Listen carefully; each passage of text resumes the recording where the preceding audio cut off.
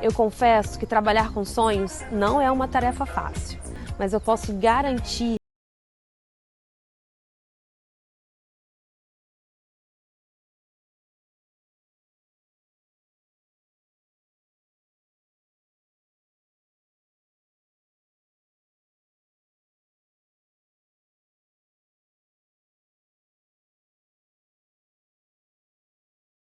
metros e 30 de altura, toda fabricada em ACM.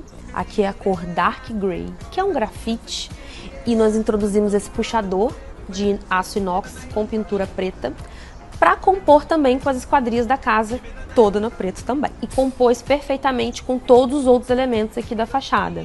A utilização do vidro incolor, além de trazer integração aos ambientes, aqui na escada e no guarda-corpo do mezanino, trouxemos também sofisticação e leveza, uma combinação perfeita com o quartzo branco da escada. Em um projeto como esse, que a proposta é o conceito aberto, nós garantimos com uma porta de 4 folhas a integração da sala de jantar com o espaço gourmet. E o espaço gourmet com a área de piscina, garantimos com essas 2 portas, uma porta de 6 folhas e essa de 3 folhas, que dá maior integração aqui.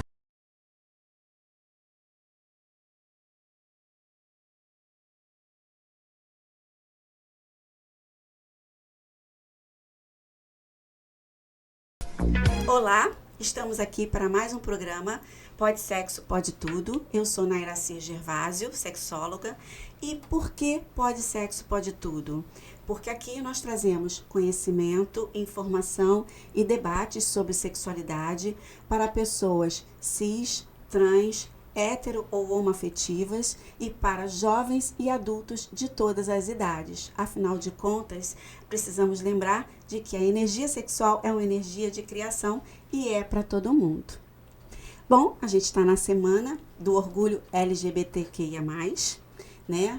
E a gente trouxe hoje esse assunto para a gente falar um pouquinho sobre isso. Essa comemoração ela é feita no dia 28 de junho e existe uma razão para isso, né? E como eu gosto muito de história, eu quero trazer o contexto histórico, né? Na verdade, essa data ela se refere a um evento que aconteceu chamado de Rebelião ou Revolta de Stonewall Inn. E o que foi isso? O momento histórico era dos Estados Unidos num pós-guerra, após Segunda Guerra Mundial. E existia um grupo conservador querendo trazer o país a uma era pré-guerra, né? Onde toda modernidade, toda inovação, ela era considerada ameaçadora. E assim, eles entendiam que os homossexuais, eles eram pessoas que poderiam ser mais cooptadas pelo regime comunista. E existia uma busca quase que frenética por subversivos e antipatriotas naquela época nos Estados Unidos. Então, os estabelecimentos, os bares, né, onde as pessoas que eram homossexuais frequentavam, eram frequentemente invadidos pela polícia e as pessoas eram presas, eram espancadas, eram torturadas, até que no dia 28 de junho, numa madrugada, a polícia de Nova York invadiu um bar chamado Stonewall Inn. E aí, nessa invasão, houve uma revolta de todo mundo que estava naquele bar, que frequentava aquele bar, e a polícia não conseguiu controlar. E aí, diante dessa revolta, depois dela, que ficou um marco nessa luta dos direitos, né, dos homossexuais, o que aconteceu? Vários outros grupos, eles acabaram se organizando e houve uma grande movimentação, né, em prol dos direitos dos homossexuais, de poderem não só frequentar os lugares, mas de se colocar como eles eram, porque sequer vestir, escolher as roupas que eles queriam vestir era permitido. Até o jurídico, né, a parte jurídica americana era anti-homossexual e dava direito de prisão, né? E é isso. Então, daí é que veio esse movimento e daí é que surgiu essa data que ficou como uma data histórica e conhecida como Rebelião do Stonewall. E hoje a gente trouxe aqui uma queridíssima convidada maravilhosa, a Thaís Marinho, que é a nossa coordenadora de políticas de acesso e gênero de Macaé. Seja muito bem-vinda, Thaís. Ei, Nara, obrigado. Gratidão por aceitar o nosso convite. E aí, eu queria saber de você, como é que você chegou nessa pasta? Como é que você chegou nessa coordenação? O que te moveu para estar nesse trabalho, que não deve ser nada fácil? Ei, Nara, obrigada, com muito orgulho. Que no mês do orgulho eu tô aqui para falar dessa temática super importante. Né? Para quem não me conhece, meu nome é Thaís Marinho. Eu estou hoje à frente da pasta da Coordenadoria de Política de Acesso e Gênero da Prefeitura Municipal de Macaé, órgão vinculado à Secretaria de Desenvolvimento Social e Direitos Humanos. E eu acho que falar um pouquinho dessa história é falar de mim também, né? O que me trouxe aqui?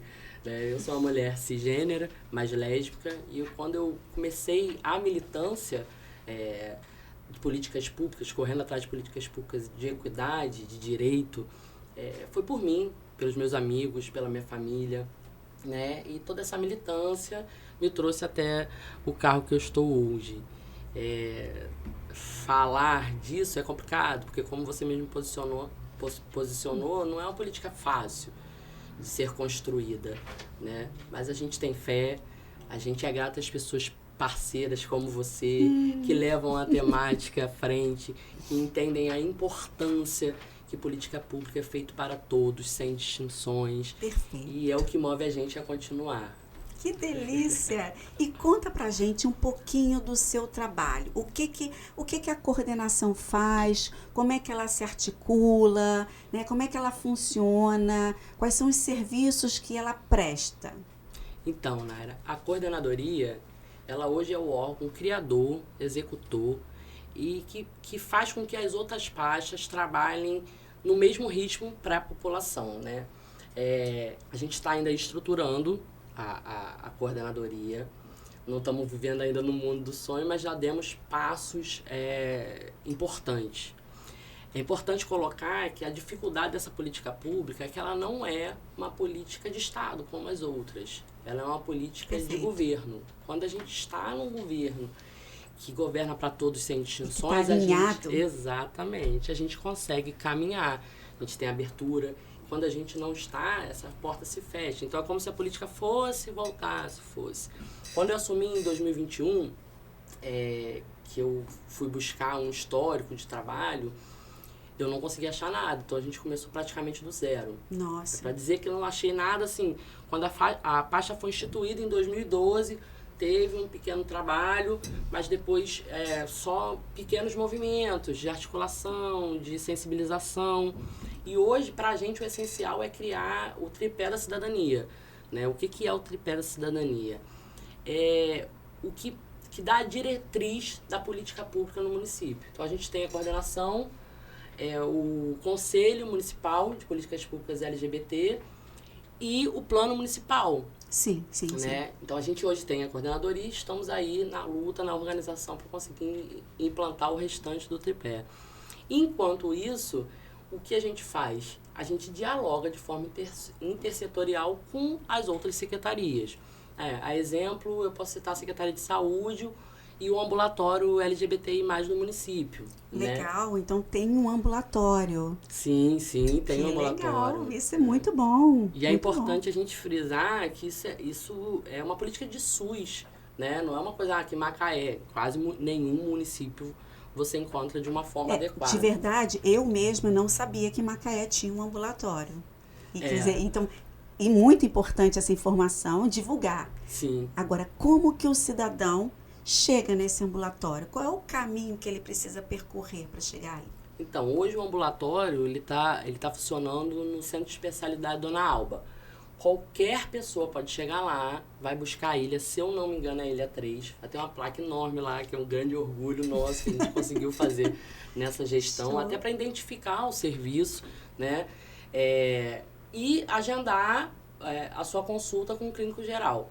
né? Ele vai passar por uma conversa com o clínico, e que vai encaminhar para o que for. Se for para uma questão de uma mulher lésbica, vai encaminhar.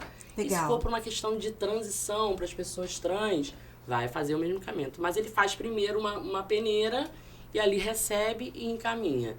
Existe a possibilidade também de buscar esse encaminhamento na coordenadoria, mas que não é uma questão obrigatória, mas se chegar lá a gente faz encaminhamento. E na Secretaria da Mulher, que também é um outro órgão hoje muito afinado com essa parte, que atende mulheres lésbicas e trans. Legal, muito legal. E assim, você falou do tripé, né? Assim, o que está faltando, né, para poder fechar esses outros tripés? O que você entende como melhoria para conseguir fechar esse lugarzinho para ter um serviço de mais excelência? O tripé, ele dá a base, né? Então, assim, o conselho a gente levou agora em maio, fizemos uma fala no grande expediente, levando a importância, tentando sensibilizar os nossos representantes, né? Batemos uma bola também com o nosso gestor, com o prefeito, e ele já está praticamente bem alinhado. Que já show! Chegou Então você já Câmara, meio caminho andado. Já chegou na Câmara, eu acho que a gente conseguiu sensibilizar aí nossos vereadores, porque é uma PL de lei, então precisa não só da vontade do nosso prefeito, mas também do entendimento dos nossos vereadores, né? E o plano, ele só pode vir depois do conselho, porque a gente traz o movimento civil, a gente traz a população. Tem que ser aprovado, tem que ser discutido. Exatamente. Junto a gente pensa junto a melhor política a ser aplicada no município, tanto o movimento civil quanto o poder público. Isso é o conselho, né? Você pegar aqui a gestão e a população e dialogar sobre qual é o melhor caminho. Eu acredito, a gente tem corrido muito de tentar fazer isso acontecer até o próximo ano. Muito bom, muito bom. E diz uma coisa para mim, quais são os casos que você considera assim como mais desafiadores dentro dessa coordenação? O que você acha que é mais difícil de conseguir, vamos dizer assim, lidar? Assim, tem vários aspectos, eu vou tentar de uma forma resumida. Eu acho que a concepção individual das pessoas. Quando as pessoas não conseguem fazer uma divisão entre o que é lei, o que é profissional, o que é para todos, né? E elas colocam a sua visão seus individual, estigmas, os seus próprios preconceitos dentro daquele contexto. Isso aqui não é assim. Isso aqui não tem necessidade. Cara, cada um tem o seu lugar, cada um tem a sua individualidade. E quando você mistura o profissional ou a própria política pública com suas convicções pessoais, religiosas ou ideológicas, você está negando que é de direito, né? Fato. O que a coordenadoria busca hoje não é um presente ou uma coisa especial para a população LGBT. É o que é de direito, de direito dela, de igualdade. Né? De qualquer um, indiferente de classe social, de cor de pele, de orientação, de identidade de gênero. A política pública ela é feita para todos. O nosso artigo 5 da Constituição desenha bem isso, né? E é o que a gente busca. A gente não tem nenhum dever a menos e nem quer nenhum direito a mais. A gente quer o que é de todo mundo, né? E aí quando a gente fala dessa conjuntura, a gente vê muito preconceito, as piadinhas, né? Quando a gente fala da sigla, por exemplo, LGBTI+, né? Mas quantas mais letras vão entrar? Mas é porque a pessoa, ela não consegue... entende que você, na verdade, você precisa abarcar todas as outras exceções. Exato. E sexualidade é um mundo de coisas, na verdade, né? Inclusive, uma das coisas que a gente aprende quando a gente está seguindo essa área da sexualidade é que não existe julgamento, existe acolhimento. O que chega tem que ser acolhido. E você tem que separar o indivíduo, a pessoa, né, as suas convicções do profissional. Porque você tem que acolher qualquer caso e qualquer demanda que vier para você. Exato. Por mais fora da caixinha que isso possa parecer para as suas convicções pessoais. Porque, na verdade, não entra o pessoal, entra o profissional. Exato. E quando a gente fala disso, o que a gente tenta demonstrar é o seguinte, cada um com o seu individual tem direito de ser abarcado e reconhecido, né? Total. A gente, às vezes, dialogando nas jornadas Total. formativas e nas capacitações, né? A sigla começou com GLS, né? Sim. Gay, lésbica e simpatizantes. simpatizante, que era o mais que abraçava todo o conjunto de diversidade que existia e quem era a favor da causa, né? E aí eles falaram, mas por que de GLS foi para LGBT? Falei, porque, por exemplo, a ciência hoje é a mesma coisa que era? Não, vai mudando. Antigamente. Você vê, muita gente questiona o A. Ah, mas por que o A? Se o A é de Sim. assexuais, por que ele tem que entrar na sigla? Porque ele também tem que ser identificado dentro da sua sexualidade. Ser reconhecido. Ser reconhecido. Né? E os que a gente ainda não colocou, o mais abraça. É o né? mais abraça todos os outros casos que não estariam dentro daquele contexto. Exatamente. Eu acho legal essa informação de que o mais é exatamente para você colocar todo mundo que não se sentiu acolhido, porque é uma questão de acolhimento, de reconhecimento e acolhimento dentro daquela sigla. E o que tem de mais diferente é essa evolução e a evolução da ciência e da percepção dessa enorme diversidade que é o humano.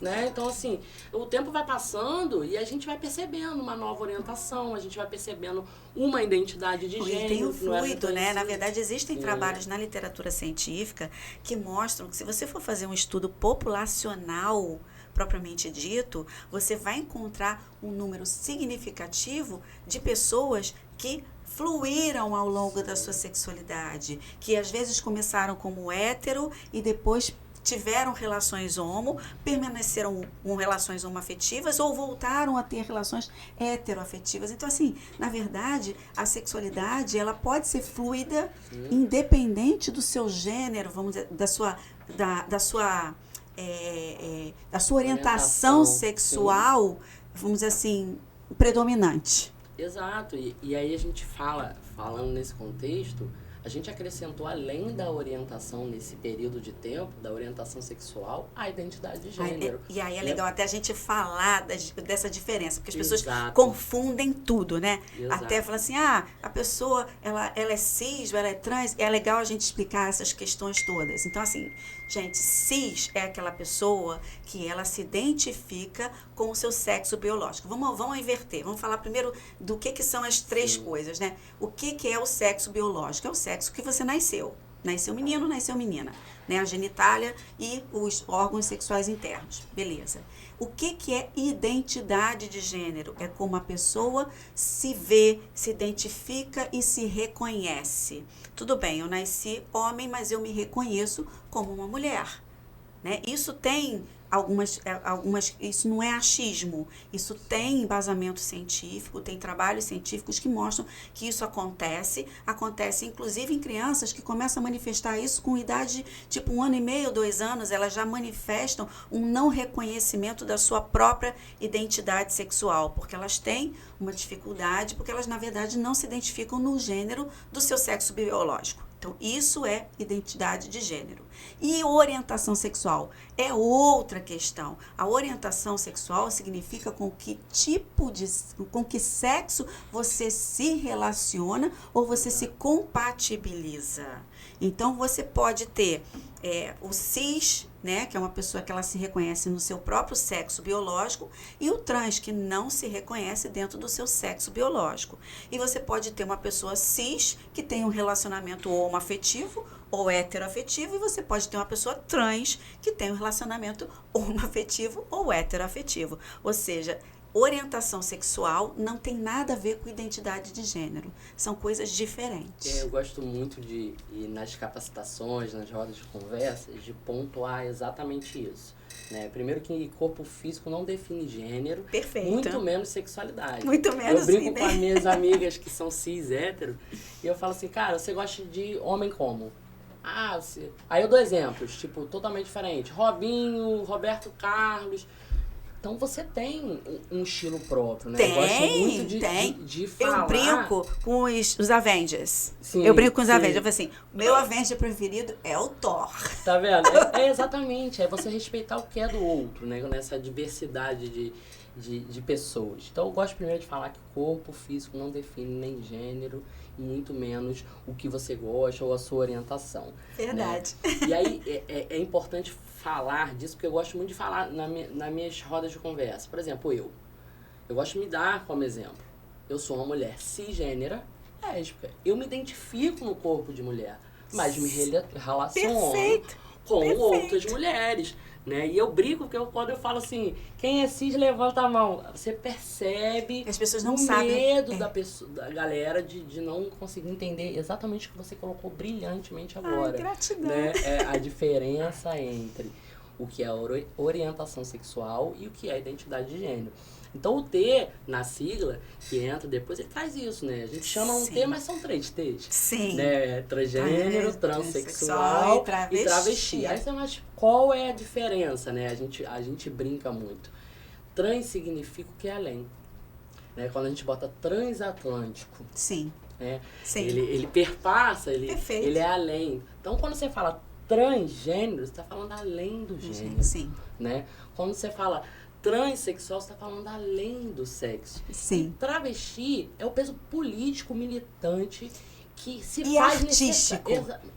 Se faz necessário. Sim, né? sim, sim. A gente tirar aquela visão de que travesti é uma mulher prostituída. Não, gente, eu tenho muitos amigos travestis. Sim, e quando eu falo isso, a gente sabe que tem, mas gosto também de diferenciar o travesti, né, da drag queen.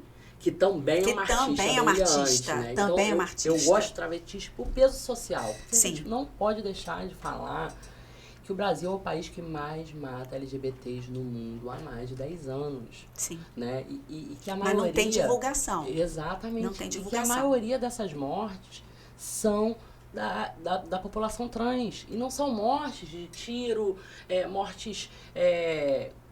como é que eu vou te dizer? São mortes violentas, brutais, Sim. covardes, né? São crimes de ódio. São assassinatos, são crimes de ódio. Sem contar nos estupros corretivos, né? Exato, corretivos. Onde um pai, às vezes, estupra a própria filha para dizer para ela que ela tem que gostar de homem. Exatamente. É triste, é violento e é bizarro, se você for avaliar isso no contexto de humanidades, né? Exatamente. Então, assim, e a gente não pode deixar de chamar atenção para isso. Não, e falar assim, não. cara, nós estamos no país que mais mata LGBTs no mundo. Então, assim, quando a gente encontra essas oportunidades, é importante levantar essa bola até pra gente lutar contra essa LGBTfobia. Não só pela violação de direitos que são diárias, mas também contra os crimes. Eu não chamo nem de assassinato, Naira. Eu chamo de crimes de ódio, né? Sim, mas são crimes de ódio. Absurdas. São crimes de ódio. E assim, eu particularmente, eu não consigo entender o que leva uma pessoa a matar uma outra pessoa que tem uma escolha de vida diferente. Isso não faz sentido, né? É uma escolha do outro. Por que você tem que interferir e punir uma escolha que não é sua? Que não cabe a você. Que não cabe a você. Sim. Mas aí é que vem, né? Até que ponto ele é afetado por aquilo? Sim. A questão é complicado. É complicado. Não, aí isso dá uma boa conversa aí. Eu lembro que, assim, uma das coisas que também me trouxeram até aqui, eu fui dona durante 10 anos do único bar gay que ficou aberto todo esse período em Macaé, né? E aí eu escolhendo o local na época, e aí, cara, bota no Cavaleiro, bota na Praia Campista. Falei, gente, não posso. Eu preciso colocar num bairro mais escondido. Hoje a gente dialoga e trata isso de uma forma... Porque senão não teria cliente. E você sabe que eu tenho uma experiência nisso, que assim, eu me senti meio, assim, vamos dizer assim, esqueci a palavra que eu vou usar. Eu senti um preconceito contra mim. Uhum. Estava recém-chegada nessa região, em Rio das Ostras. E eu e meu marido resolvemos sair de noite. A gente não sabia que era um bar LGBT. A gente não sabia. Entramos no bar. A gente estava lá, se agarrando, né? Jovens, né? E tava lá, a galera, era um bar. Aí que a gente foi se dar o acordo que tinham mulheres com mulheres, homens com homens. E a gente começou a ser mal encarado. O pessoal começou a olhar pra gente de cara feia. Tipo assim, o que vocês estão fazendo aqui que não é o lugar de vocês? Então, eu passei, assim, eu vi o outro lado da coisa também, né? Sim. O Best, assim, a minha família frequentava. Era uma coisa assim, ele era um bar LGBT, mas metade do público era hétero, né? Mas é legal isso. Na verdade, quando eu fui agora, hétero, eu fui convidada para ser jurada do concurso Miss Gay da Turma OK, né? E assim, lá eu fui muito bem recebida. Eu levei a minha família, levei meu marido, levei meu filho de 18 anos, levei até minha filha de 13, né?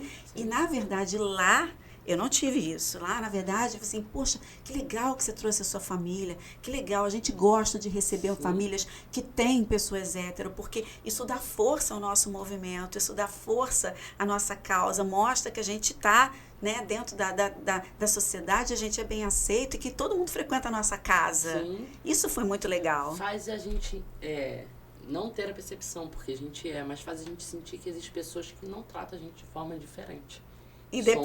Somos iguais. Indiferente. Era uma coisa que eu falo com muita segurança. Os meus amigos cisgêneros, hétero, a minha família frequentava e eu fazia questão que frequentasse, que fosse um bar que todo mundo pudesse frequentar, porque era isso que eu buscava. Sim. Né? A não diferença entre pessoas. Então, assim, na época, a falecida Olga, né? Eu não sei se você conheceu a Olga, ela fazia a parada, e aí depois do falecimento dela, eu comecei a tocar a parada gay, e eu sempre busquei isso, né? O que Thaís sempre buscou? A não diferença. Isso é muito legal, Thaís. Nossa, isso é muito legal. Super parabéns. E assim, dentro desse contexto de identidade de gênero, só para finalizar, a gente precisa entender que isso é cultural. Estrutural, né? Sim, isso é base da sociedade que pode ser modificada. E que veio da colonização. Se você busca, pesquisa, né? As Américas, elas não tinham a binaridade como questão de ideologia. Sim. Né? Você tinha ali, era tripartite, né? Se você pesquisar, você tinha o sexo masculino, feminino, e o que não tinha definição. Quando vem a colonização da Europa, que bota um sistema de identidade binário, sabe? Sim. E que não é entendível e aceitável por essa enorme diversidade que é o ser humano. Verdade. E você sabia que existem culturas indígenas em que alguns índios não conseguem ficar, índios homens, não conseguem, sexo biológico, masculino, não conseguem ficar muito entre os homens, não tem aquela coisa do caçar, não tem aquela coisa, eles têm um comportamento mais voltado para o feminino e eles naturalmente se alinham com as mulheres da tribo e inclusive têm relações sexuais com outros homens como mulher. Sim, sim. Então isso existe. Se você buscar, isso é o que você vai ver, essa questão do tripartite é isso. O não binário vem da colonização, vem da catequese, vem impondo uma cultura que não é de todo ser. Né? Então, respeitar o outro, respeitar que não é a visão dele, que não é o que ele enxerga, o que ele vê, o que ele gosta. É só respeito, né? A gente não quer que seja igual, a gente quer que respeite e que não diga como eu tenho que ser. É verdade. Você vê, a própria igreja trazendo para a sexualidade de uma forma geral um peso horroroso, né? Tudo era pecado, tudo era proibido, né? As mulheres durante muitos anos, inclusive, tiveram muitas dificuldades de se sentir prazer enquanto mulheres por toda aquela carga negativa de pecado e vergonha que a igreja trazia. Que dirá os homossexuais, considerados pervertidos, né? Exato. Então, é uma carga social, assim, de muitos séculos que vem sendo trazida, né? Verdade.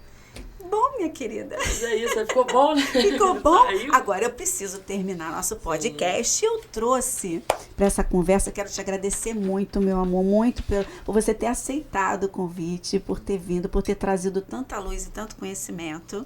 E eu trouxe um poema LGBT pra gente falar aqui, pra gente terminar essa conversa deliciosa. Bom, poema LGBT. Eu nasci desse jeito. Posso não ser perfeito, mas mereço respeito. Ou talvez só preciso de um abraço e tentar esquecer a minha dor. Eu sou assim e ninguém irá mudar. Não é porque sou diferente que sou impossibilitado de amar. Eu sei amar e posso provar. LGBT é só uma sigla do que eu sou. Legal, gentil, bondoso e tímido. Não tente ser meu inimigo e permita ser meu amigo. Posso ser diferente, mas não vim com defeito. Não quero ser aceito, quero apenas respeito. Então, me deixa ser desse jeito. Talvez possamos provar que a essência é maior que o preconceito. É um poema de Brendo Bacher. Lindo demais. Gratidão. Lindo. Gratidão é minha, Nayra. E dizer que a coordenadoria está de porta aberta para toda a população, para todo mundo que está aqui escutando seu podcast, né? E que você é uma grande parceira. Eu tenho muito orgulho de hoje poder estar aqui acrescentando que um tenho um pouquinho. orgulho enorme. Sabe, eu amei te conhecer, Thaís, e vamos fazer sim. uma boa parceria, sim. Vamos, Gratidão, sim. gratidão, É gratidão. minha. Conte comigo também, dentro do que você precisar na coordenadoria. Obrigado, querida. A Vilarejo foi eleita a maior loja de acabamentos do interior do estado pela Associação Nacional dos Comerciantes de Material de Construção. Com 8 lojas e 26 anos de dedicação, o nosso compromisso com você nos deu a oportunidade de estar entre as maiores do país. E é graças a você que confia na Vilarejo para tornar o seu lar ainda mais especial que celebramos esse prêmio. Obrigado!